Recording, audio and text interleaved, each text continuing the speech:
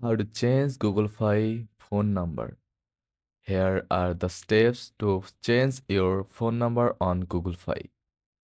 First of all, contact customer support. Use the Google Fi app or visit the support page to initiate the process.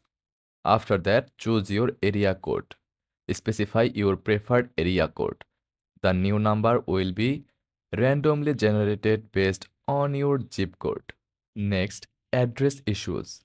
If you encounter difficulties, ask for a porting specialist or escalate the issue. You may try resetting your file setup using dialer codes or reactivating your service. Now, avoid spam calls. Request a newer prefix to reduce the likelihood of spam calls.